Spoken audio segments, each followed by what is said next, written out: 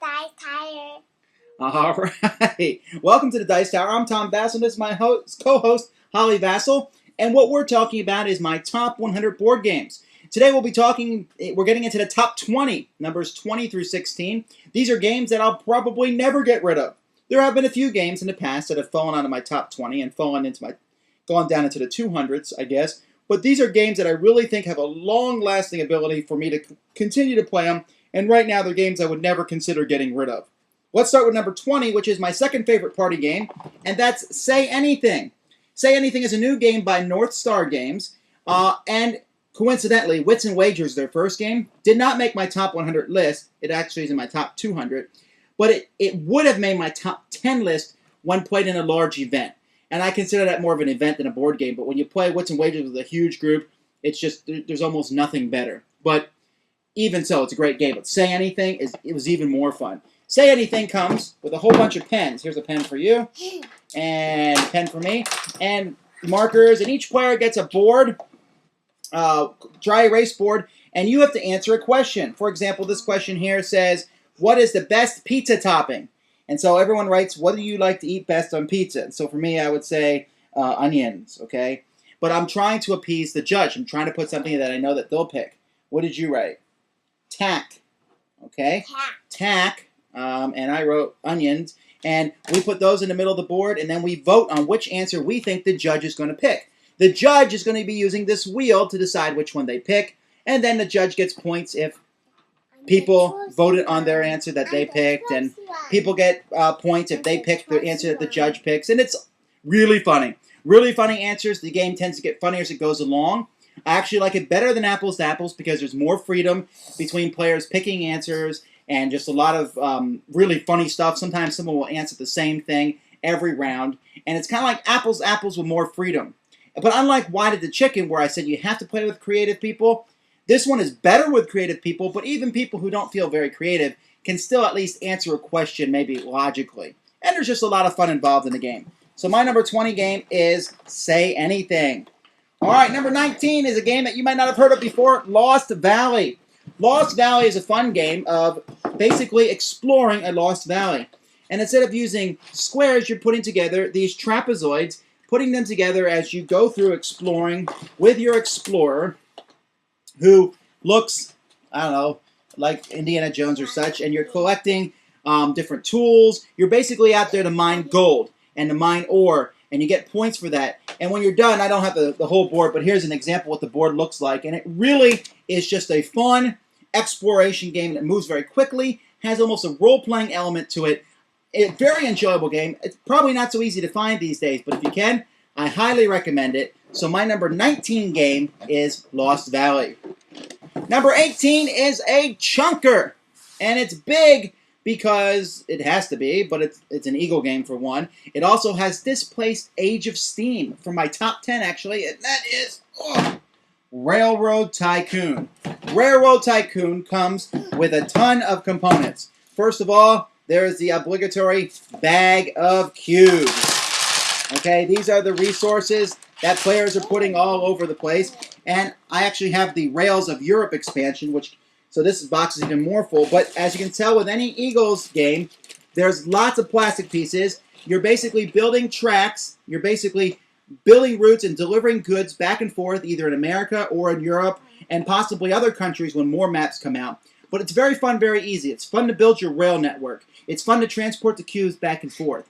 If you've ever played Age of Steam, you'll know that that game is a lot of fun transporting goods and moving trains around, but it's also very unforgiving and harsh. If you make mistakes, you can lose money, you can lose points, you can lose the game.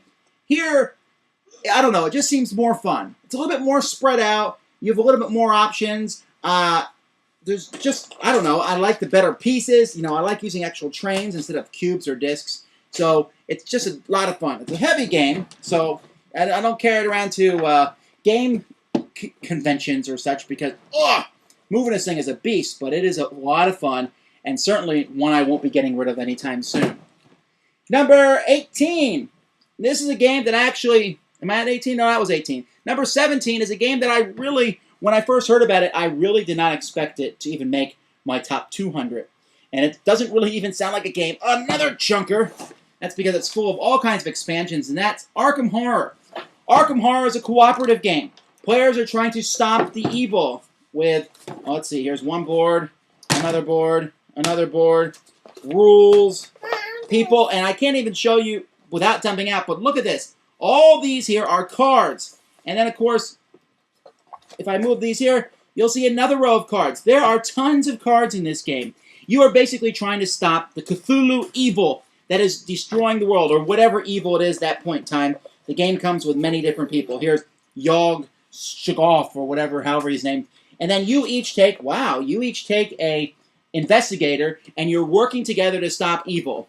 Maybe I like it because the game is so hard. I don't necessarily like hard games. I play a hard video game, and I lose, and I say, why am I playing this?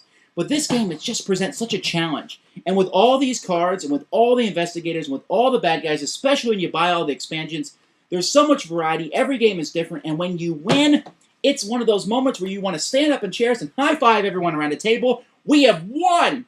It's dark. It's darker than I would expect. You know, it's not your fairyland with Cthulhu.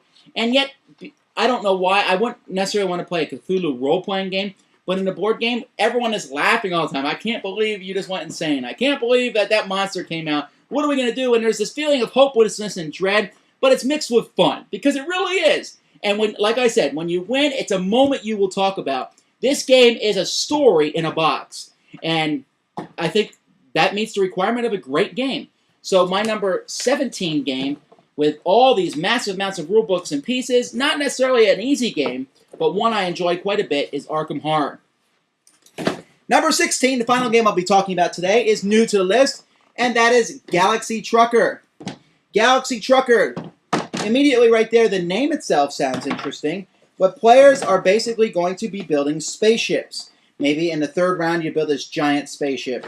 In earlier rounds, you build this Wimpo spaceship. But what you'll be doing is you'll be sorting through a pile of square components.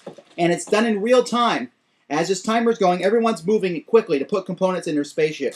And you need to put components in your spaceship that give you guns, that give you engines, that give you these cute little astronauts, aliens, and that give you these really cool-looking batteries in your spaceship. And you can build your spaceship any way you want.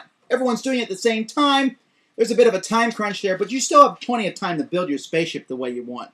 Then, a series of cards is used each round, and those cards are turned over to show what kind of bad things are happening. Maybe you're being attacked. Maybe asteroids are hitting the ship. Maybe there's a nice peaceful spot for people just to sit down and rest a while. But it seems like there's more bad things than not.